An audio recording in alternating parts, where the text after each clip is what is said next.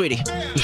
Yeah, we get the vibing, don't we? We got some topics to discuss. We get it poppin', homie. Just elected like the new mayor. Putting on the classic like he Ric Flair. This is Josh Martinez and Z100. Home of your favorite music where the beats are bumping. Pick your favorite company. The wait is over. It's a superstar crossover. If I can step out. Hey, yo, what up? I'm Josh Martinez on iHeartRadio's Superstar Crossover and Z100 with my guest, Paul Heyman. Hello, good sir. And hello to you too, Mr. Martinez. Let's just jump right into it. There's a big show happening Saturday night, March 5th at the world's most famous arena, that being Madison Square Garden. You made the announcement the other day that your former advocate, you were a former advocate to Brock Lesnar, will be defending against Bobby Lashley. Although it seems like things may have changed a little bit. Is it true that Lashley suffered an injury, so he won't be in the match? Bobby Lashley is under concussion protocol at the moment, which means unless he clears, he will not be able to challenge for Brock Lesnar's WWE title in Madison Square Garden, which selfishly is okay with me. All due respect to Bobby Lashley, he should take care of his health first. That leaves Brock Lesnar's dance card open, and an inability for Brock Lesnar to prepare for the challenge of an unknown challenger inside Madison Square Garden. And all false humility aside, I happen to have a little poll here in WWE. Oh, perhaps I could make it a most interesting night for Brock Lesnar. And I mean, Lesnar's not the only champion defending his title. Your client, the Tribal Chief, is also defending his WWE heavyweight title, right? Well, Roman Reigns is my boss. He is my Tribal Chief. He is the head of the table. He is the end-all, be-all. He is the greatest Universal Heavyweight Champion of all time. And in a most unique moment in history, both champions will defend their titles in Madison Square Garden on the same night. This has only happened on premium live events, which used to be known as pay-per-views. But we are going to bring all the big guns to Madison Square Garden, and Roman Reigns will be defending the Universal Heavyweight Championship live in Madison Square Garden, as well as witnessing whatever we have in store for Brock Lesnar. Well, it sounds like a big event, but I mean, if there is a building to hold such a massive event, it's got to be Madison Square Garden. I mean, you know that building very well. Well, it's funny. I just watched the clip of Elton John doing his 37th, 38th farewell tour. My God, man, the Yellow Brick Road has a lot of potholes in it.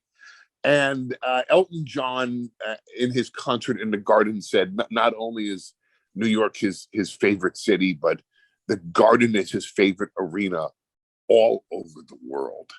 And it just speaks to the rarefied air, the hallowed ground of Madison Square Garden. I said this several years ago when I was advocating for Brock Lesnar against the Big Show in the Garden.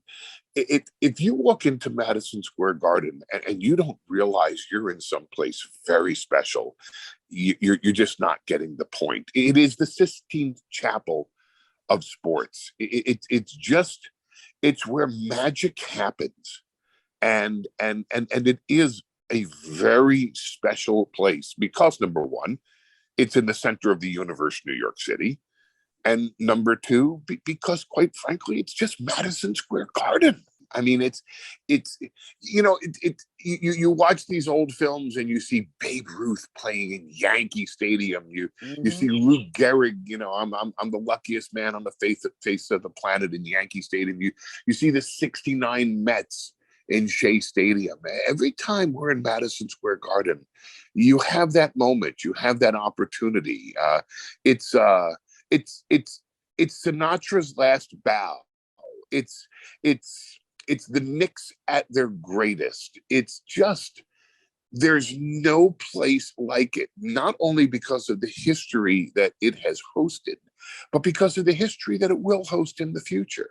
It is the most prestigious arena on the face of the planet. It's like watching Gladiator and saying, wow, I wish I could have gone to the Roman Coliseum. You can go to the Roman Coliseum. It's now called Madison Square Garden. It's the most famous arena in the world, and rightfully so. It's special. It's different. It's unique. It's not like the other venues. This is the Garden. This is the big time. This is the grand stage. Now, you mentioned grand stage, which makes me think of WrestleMania, which in turn makes me think of The Undertaker. And I'm curious, what has The Undertaker meant to the wrestling business as a whole? It's very hard to categorize his contributions to the industry because they span over so many decades. And his contributions are not limited to simply what you saw on camera. His presence backstage was a major influence in the crafting of World Wrestling Entertainment. He was the conscience of the locker room. He was the leader of the locker room. He was the undisputed leader of the locker room. He has a very interesting presence that, if you've never experienced it, is very hard to describe. It's he's the Avenger in a spaghetti western that walks into town and cleans the joint up, and everyone looks to him in terms of, okay, how do we guide ourselves? What's our navigation through this period in history? There's a lot of credit given, and rightfully so, on camera. Steve Austin, The Rock, D-Generation X, et cetera, during the Attitude Era of turning WWE's fortunes around. And none of that would have happened without the backstage presence of The Undertaker. He is he's a once in a lifetime personality that was the captain of the team, and no one else was in the running for that role. So you obviously have a long litany of Paul Heyman guys that you have worked directly with. You obviously work with them outside of the ring and travel with them on the road. What is one thing you think the public should know about Brock Lesnar, the person? That what you see is what you get. That's him. That's Brock. When Brock was first out of college, having won the NCAA Division I heavyweight championship, what you saw was what you got. A rookie looking to become a legend. What you saw in 2004 was an impatient rookie, not happy that he wasn't being respected as a legend 2 years into his run, willing to go and make a legend elsewhere, which ended up being UFC, where he did become one.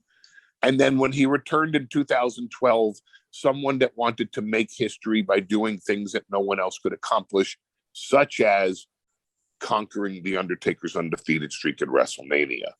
What you see now is someone who retired to his farm in Saskatchewan, let loose a little bit, never stopped his athletic pursuits. I mean, he was, take a look at the beast. He's always ready for a fight. He could have gone back to UFC, chose not to, decided to return to WWE, but he always stayed in shape like no one else you've ever seen in your life. And he's also allowed this side of his personality to come to the forefront when at times he would repress it because he was so concentrating on the business at hand. And now in his 40s, he's able to enjoy the business at hand and also able to crack a smile and tell a joke every now and then because he's loosened up quite a bit, but he hasn't loosened up on his physicality. He hasn't loosened up on his fighting ability. He hasn't loosened up on when the moment strikes, be a beast. And this just demonstrates another facet to his personality, which makes him even more of a freaking handful to handle now than he was before. And he was a handful before. As of right now, we're looking at a title versus title match at WrestleMania. Brock Lesnar, your boss, Roman Reigns. If Lesnar can successfully defend his title March 5th at Madison Square Garden, what traits are needed to dethrone the tribal chief, Roman Reigns, in your opinion? Prayers answered by God. A deal cut with the devil, maybe both. I don't see anyone capable of dethroning Roman Reigns.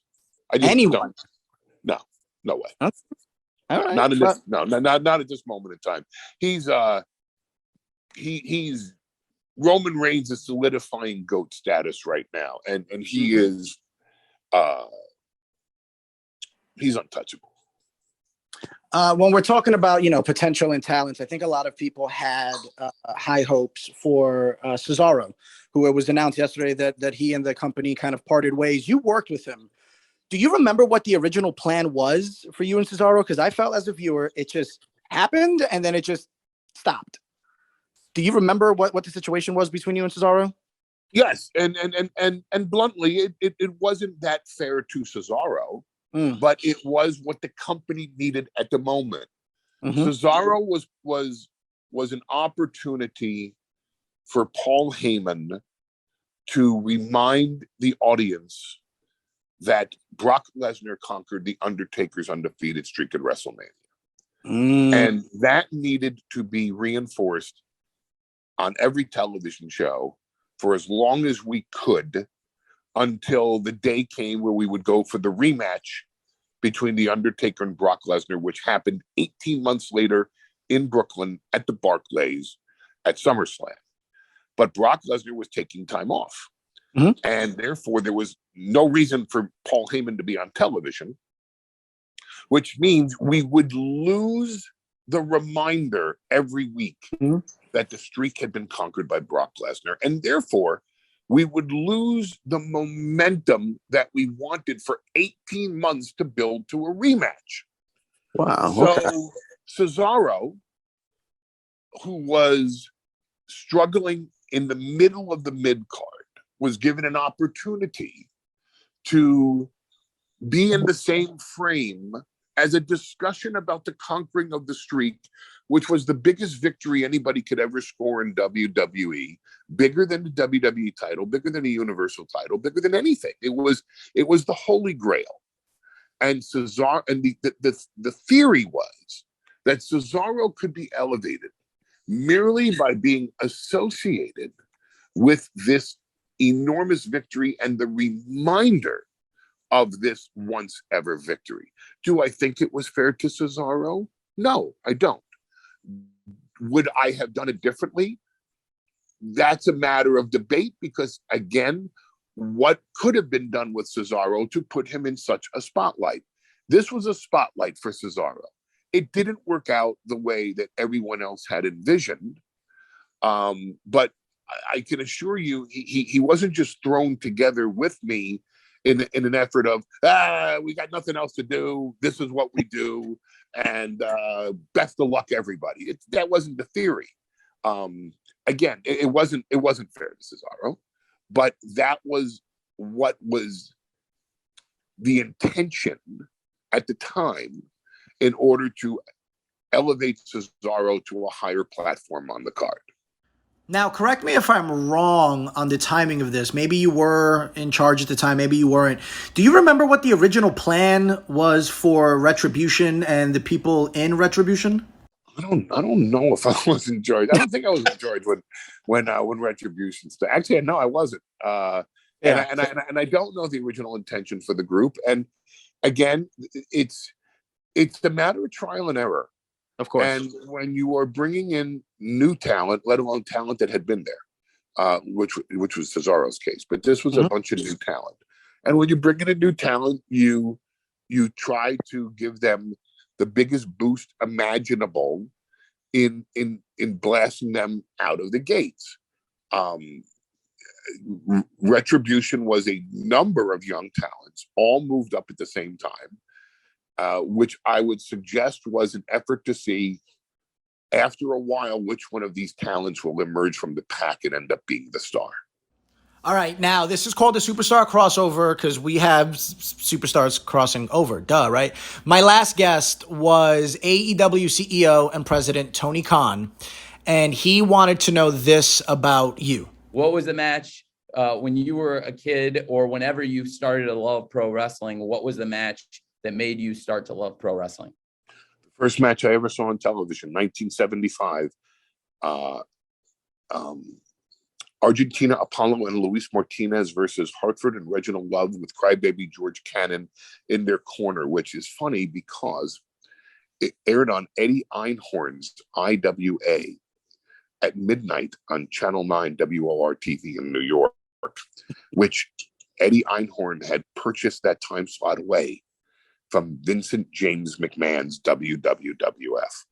So the first time I ever saw professional wrestling was not WWF. It was actually Eddie Einhorn's promotion. And at the end of the match, George Crybaby Cannon got involved and he ran into the ring, which caused the Love Brothers to be disqualified. And Apollo and Martinez took Crybaby Cannon's army helmet off and was ramming it into his big belly in the corner. And Crybaby Cannon, as per his nickname, was crying. And I just thought it was fabulous entertainment. And I tuned in the next week to see the show, but Vincent James McMahon had gotten the time slot back. So it was, I don't know what time it was. It was about, 12:10, 12:11 at night. And I had just gotten home and I turned on the TV and Vince McMahon was interviewing superstar Billy Graham. And that was, I saw superstar Billy Graham's interview and I said, this is something wild. I got to get involved in this. And so my fandom took off from there. But the first time I saw wrestling was not WWF/WWE. It was Eddie Einhorn's IWA. And I fell in love with it from that moment on. Now, what is your question that I can ask the very next guest, which could be a WWE superstar, could be someone from AEW, New Japan. I mean, just literally all walks of wrestling. That's the whole love of the superstar crossover. So do you have any question that I could ask the next guest? What makes your idolization of Paul Heyman so personal to you? I love that. And I absolutely am going to take that and utilize it. So thank you for that. And I gotta show love. To Garrett Vogel of the Elvis Duran Morning Show. He had a really good question, part of our next benchmark, which is the top 5. Over the last 5 eras: Attitude Era, Ruthless Aggression Era, Reality Era, PG Era, Now Era. Rank them from 1 to 5.